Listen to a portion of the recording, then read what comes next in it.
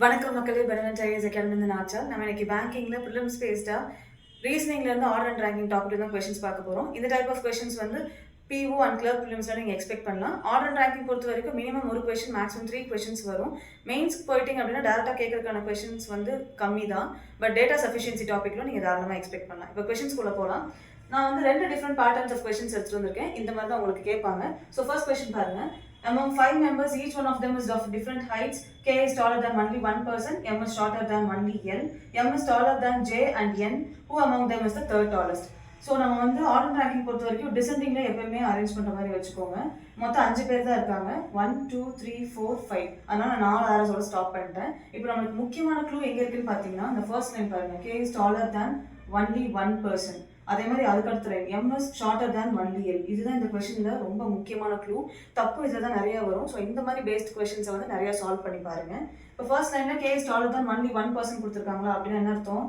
ஒருத்தரை விட மட்டும்தான் K ஹைட்டாக இருக்கான் அப்படின்னு சொல்லியிருக்காங்க. அப்போ உடனே லாஸ்ட் போயிருங்க. ஒருத்தரை விட மட்டும்தான் K ஹைட்டாக இருக்கான். அடுத்தது M is shorter than only L. L விட மட்டும்தான் M சின்னவன் அப்படின்னு சொல்கிறாங்க. அப்போ உடனே ஃபர்ஸ்ட்டுக்கு வந்துருங்க. L விட மட்டும்தான் M சின்னவன். அடுத்தது M is taller than both J and N ன்னு சொல்லிட்டாங்க. M ஆல்ரெடி போட்டுட்டேன். J விடவும் பெரியவன், N விடவும் பெரியவன் M. அப்போ நான் ஒன்று J இங்கே போடணும், இல்லை இங்கே போடணும். ஆனால் அதுக்கான டெஃபரன்ஸ் ஸ்டேட்மெண்ட் எங்கேயுமே கிடையாது. அப்போ நான் வந்து ஒன்று J இங்கே வச்சா N இங்கே வரணும், இல்லை N இங்கே வச்சா J இங்கே வரணும். எப்படி வேணால் வரலாம். நம்மளுக்கு இப்போ கேள்வி என்னன்னா, தேர்ட் டாலஸ்ட் யாரு அப்படிங்கிறது தான். First tallest, second tallest, third tallest தான் 2 பேர் இருக்காங்க இல்லையா? பட் அஷியோட யாருன்னு எனக்கு தெரியாது. ஆப்ஷன்ஸ்ல K, L, J, N எய்தர்னு இருக்கு. அப்போ நம்மளுக்கு வந்து ஒன்று J வரும், இல்லை N வரும்னு தெரியும். அப்போ ஆன்சர் வந்து ஆப்ஷன் இ. ஓகே, ஜேயோ என்னையும் சூஸ் பண்ணிடாதீங்க, ஆன்சர் தப்பாயிரும். 2 பேரும் யாராவது ஒருத்தர் தான் வருவாங்க. அதனால ஆன்சர் வந்து ஆப்ஷன் இன்னு சூஸ் பண்ணியிருக்கேன். Second question பாருங்க. In a row of 55 students, Karan's position is 39 from the left and Mayan's position is 36 from the right. Then how many students are there between them? மொத்தமாகவே ஒரு ரோல 55 பேர் தான் இருக்காங்க. அதில் கரனுடைய பொசிஷன் வந்து லெஃப்ட்ல இருந்து 39 ஆகும், மாயன் கூடியது ரைட்ல இருந்து 36 ஆகும் இருக்கு. இப்போ என்ன பண்றேன்னா, கரனுடைய பொசிஷன் மாயன் கூடிய பொசிஷன் ஆட் பண்ணிக்கிறோம். ஆட் பண்ணா 75 கிடைக்கும். ஆனா இந்த ரோலே மொத்தமா 55 பேர் தான் இருக்காங்க. ஸோ இதுல இருந்து நான் 55 மைனஸ் பண்ணிக்கிறேன்.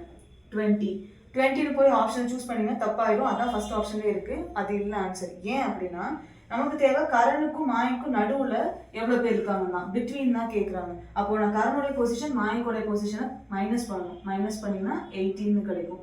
So answer option C 18. இந்த 2 கொஸ்டின்ஸ் உங்களுக்கு தெளிவாக புரிஞ்சிருக்கும்னு நினைக்கிறேன். ஒருவேளை புரியல அப்படின்னா வீடியோ பாஸ் பண்ணிட்டு திரும்ப பாருங்க, கண்டிப்பாக புரியும். இதே மாதிரி நம்ம நெக்ஸ்ட் வீடியோ மீட் பண்ணலாம். தேங்க்யூ.